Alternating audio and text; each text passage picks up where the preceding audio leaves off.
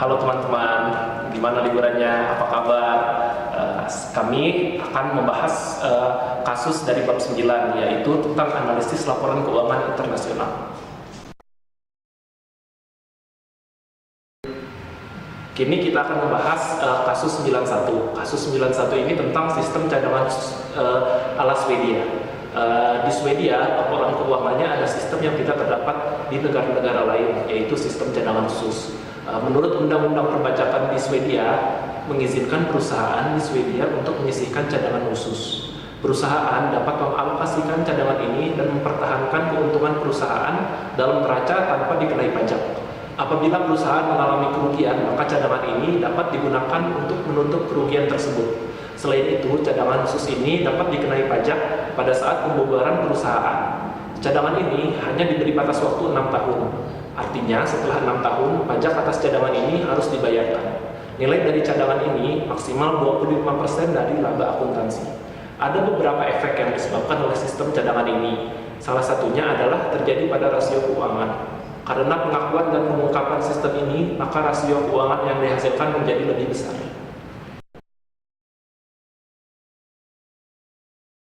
Keuntungan dan kerugian yang akan ditanggung oleh perusahaan Swedia. Dengan diperbolehkannya perusahaan di Swedia yang menggunakan sistem cadangan khusus atau untaxed reserve, perusahaan Swedia dapat mengalokasikan dan juga mempertahankan keuntungan dalam neraca tanpa dikenai pajak. Ini berarti mereka memiliki cadangan dana untuk hal lain. Entah itu benar-benar hanya akan dijadikan cadangan atau digunakan sebagai ekspansi. Dengan diperbolehkannya pengakuan untaxed reserve, berarti jumlah pajak yang harus dibayarkan oleh perusahaan menjadi lebih kecil pada suatu periode karena penundaan pajak secara temporer.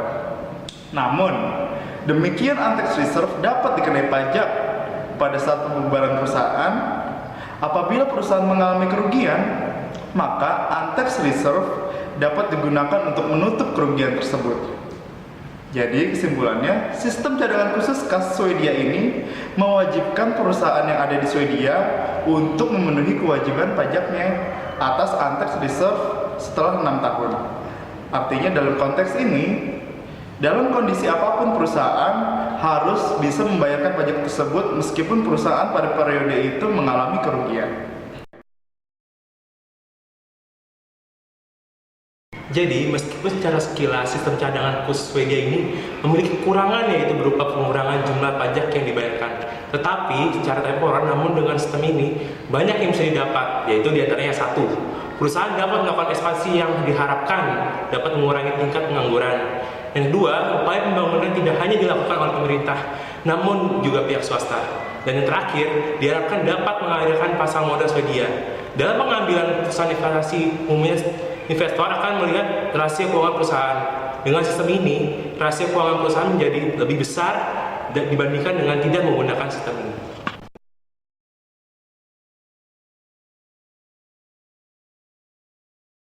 Seorang analis dapat dengan mudah menilai apakah ini perusahaan Swedia atau bukan hanya dengan melihat pada neraca di sisi pasifa perusahaan tersebut. Apakah terdapat cadangan khusus atau tidak? Jika iya, maka ini adalah perusahaan dari Swedia. Dan jika tidak, maka ini bukan perusahaan dari Swedia. Penggunaan cadangan mempengaruhi laporan keuangan Sansvik untuk tahun 2005 dalam hal ini antara lain. Yang pertama, depresiasi yang dipercepat atau accelerated depreciation senilai 172 dengan perincian sebagai berikut. Yang pertama adalah other untaxed reserve senilai 13. Yang kedua, total untaxed reserve sebesar 185. Dan yang ketiga adalah nilai rasio keuangan yang lebih besar. Sebagai contoh adalah nilai current rasio lebih besar karena nilai pembilang current assets yang lebih besar.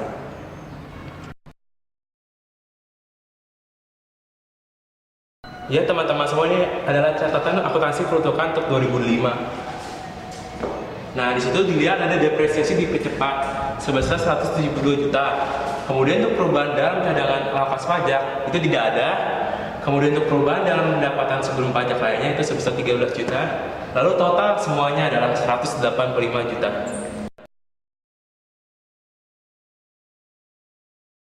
Jika sistem cadangan khusus di laporan keuangan perusahaan Swedia tersebut dihilangkan, sudah barang tentu nilai-nilai itu akan berubah. Laba penjualan tentu akan lebih kecil jika cadangan khusus dihilangkan, karena pengurang atas laba sebelum pajak akan lebih besar. Selain itu, laba aset pun akan lebih kecil karena nilai pembilang atau laba bersih yang lebih kecil.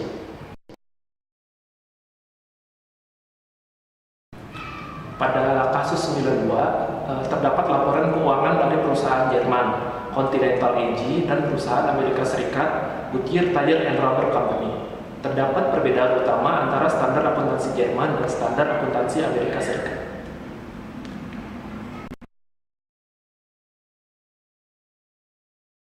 Jadi perbedaan utama akuntansi antara standar di Jerman dengan Amerika Serikat adalah goodwill. Goodwill di Jerman dihapus terhadap cadangan atau diamortisasi.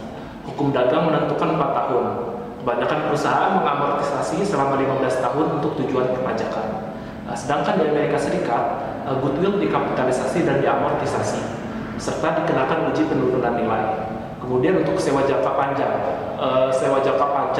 pada standar akuntansi Jerman secara umum tidak ada kapitalisasi sewa. Sedangkan pada standar akuntansi Amerika Serikat, kapitalisasi diperlukan ketika kriteria tertentu terpenuhi.